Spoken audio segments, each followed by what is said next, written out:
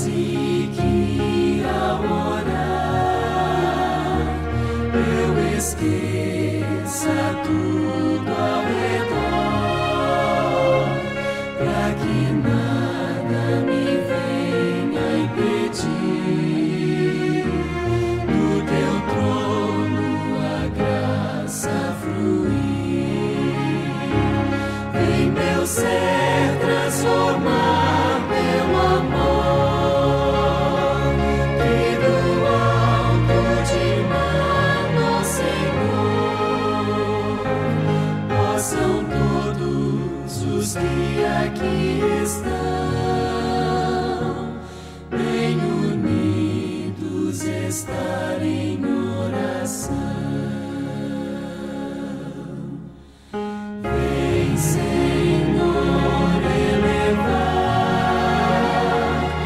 os que diante de ti hoje estão em espírito de oração, procurando o mundo deixar. Vem meu ser transformar pelo amor e do alto de... Olá, minha querida Primeira Igreja Batista em Éden, meus queridos irmãos, amigos, você que está me acompanhando, estamos juntos pensando e repensando a Palavra de Deus. Como é bom pensar naquilo que a Palavra de Deus nos diz. Como é gostoso. E além disso, nós estamos nesta semana, iniciamos meditações, tendo como base o tema Porque Ele me amou. Como eu gostaria de convencer a cada um de que realmente Deus nos ama.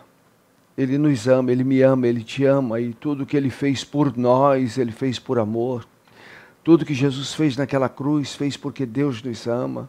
Tudo que Ele continua fazendo em nós e através de nós, faz porque nos ama. Deus ama a cada criatura. Ele não ama apenas os crentes, os evangélicos, Ele não ama apenas os bons, Ele ama a toda criatura. Por isso estamos pensando nesta direção. Queria que você me ajudasse talvez a compartilhar isso que há no coração de Deus, amor por cada um de nós. Vamos orar. Pai querido, nos abençoe nesta meditação. Fale a cada um dos nossos corações. E de que todos possamos sentir esse amor que o Senhor tem por nós. Em nome de Jesus. Amém e amém. Então vamos. Nós estamos então pensando em cima do tema Porque Ele me amou, que é o tema da Junta de Missões Nacionais para esse ano de 2020. Esse tema, eu estou desenvolvendo esse tema não por conta da Junta de Missões Nacionais. Eu já estaria pensando nesse amor de Deus. Porque Deus me amou, porque Deus amou o mundo de tal maneira, em João 3,16.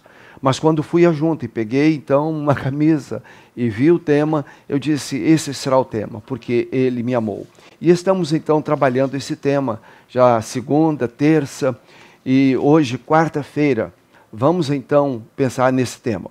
O verso eu estou lendo e relendo, repetindo, e eu quero, se você não o sabe de cor, então decore-o. Quando a palavra de Deus nos diz em João 3,16, naquele encontro que Jesus teve com Nicodemos, e Jesus então diz, porque Deus amou o mundo de tal maneira que deu o seu Filho unigênito, para que todo aquele que nele crê não pereça, mas tenha a vida eterna. E então, eu quero destacar hoje essa expressão de tal maneira. Quando Jesus Cristo diz, porque Deus amou o mundo de tal maneira, Jesus estava dizendo, Deus amou o mundo com tanta intensidade, com uma amplitude tão enorme, que Ele deu o seu Filho unigênito, seu único Filho, para que todo aquele que nele crê não pereça, mas tenha a vida eterna.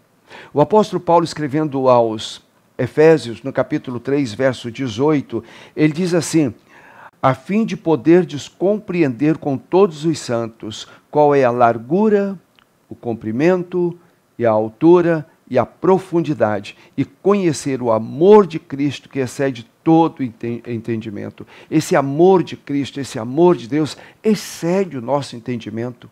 Por isso o ser humano tem dificuldade de entender esse amor.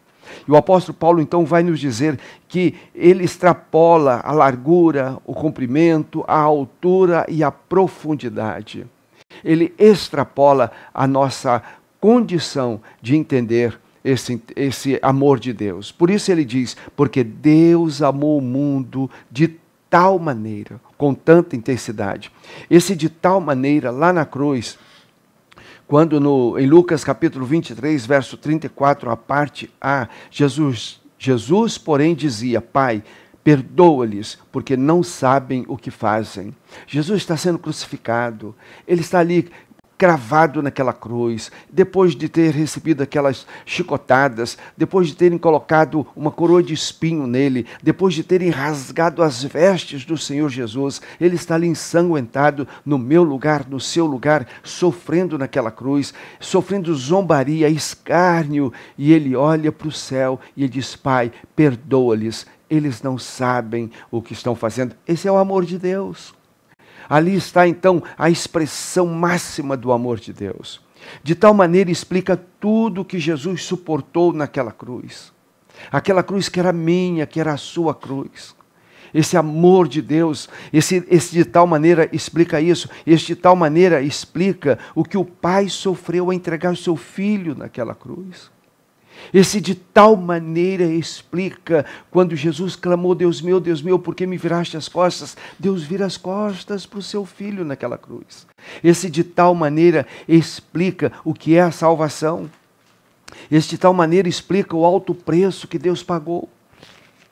Esse de tal maneira explica, então, quando nós dizemos que a salvação não nos custa nada, mas custou tudo para Deus.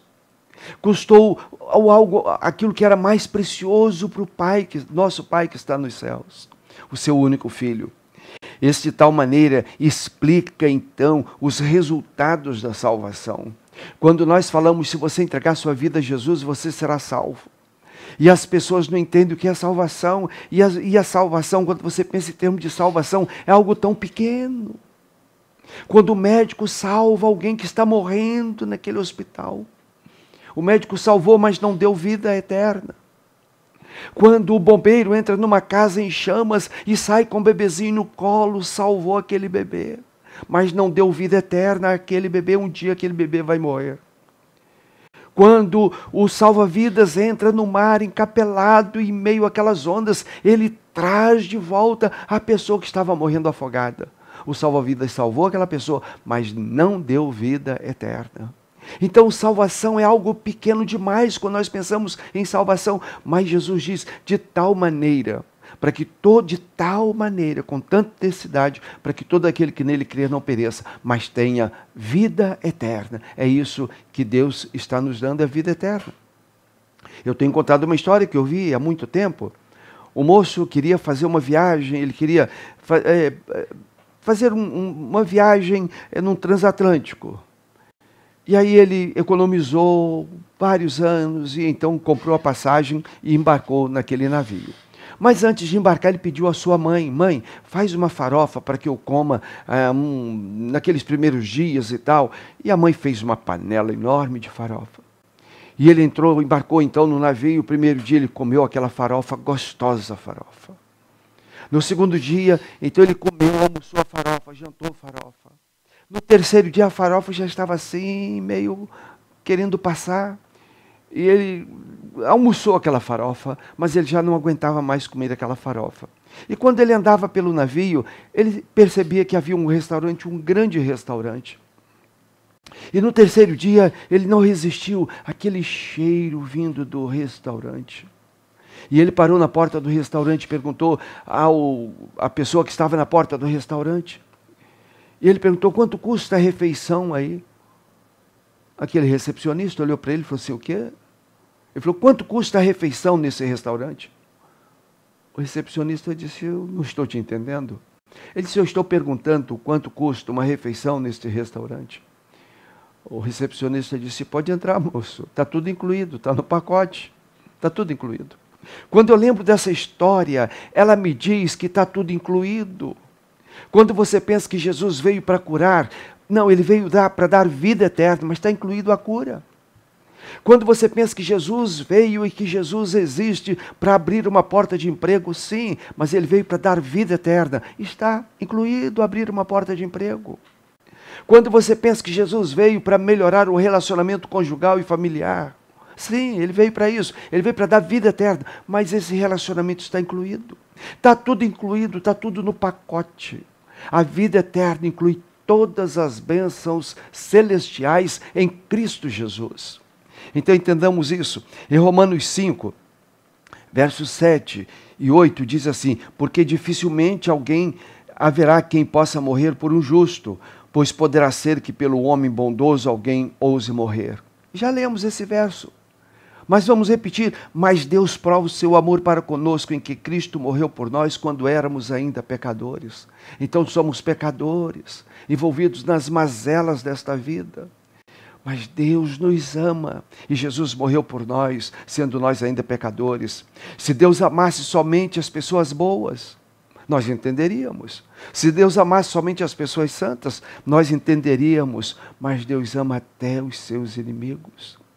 Deus ama a todos, Ele ama a todos. E Jesus morreu naquela cruz porque Deus me amou. Jesus morreu naquela cruz porque Deus te amou. Jesus morreu naquela cruz para explicar de tal maneira, esse amor tão intenso de Deus, que apesar de todas as nossas fraquezas, Ele continua nos amando. E Jesus dizendo: Pai, perdoa-lhes, porque eles não sabem o que fazem. Amém? Que Deus te abençoe, que Deus me abençoe, que Deus abençoe nossas famílias, para que todos nós, todos os nossos familiares, possamos viver entendendo esse amor de Deus, porque Ele me amou. Amém? Vamos orar. Nosso Deus e nosso Pai, Pai, eu te louvo por esse privilégio de podermos estar compartilhando esse doce amor, esse profundo amor, esse eterno amor que o Senhor tem para conosco. E eu peço, Pai, que o Senhor me ajude, que o Senhor nos ajude, as pessoas que estão intercedendo por esse momento de oração, para que nós possamos conseguir comunicar esse amor que o Senhor tem por cada um de nós.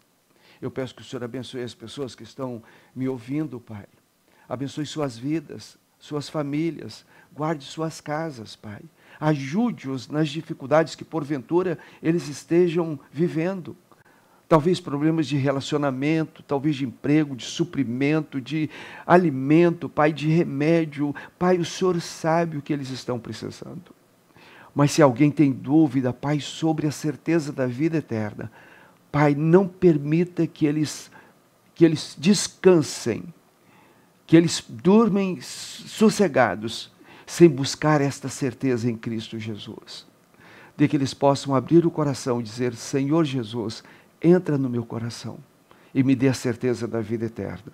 Pai, eu oro em nome de Jesus. Amém e amém. Agora é o seu momento de desenvolver o momento de oração. Então é o seu tempo. Agora você vai orar. E eu peço a você, faça isso. Como eu tenho dito sempre, se você está sozinho, então ore sozinho. Talvez fechando a porta desse local onde você está. Mas se você está com a família, que privilégio. Ore em família, ore com a família, ore pela família. E que Deus te abençoe. Mas eu quero insistir ainda, não se esqueça do nosso querido Brasil. Amém? Deus te abençoe. Uma boa noite para todos.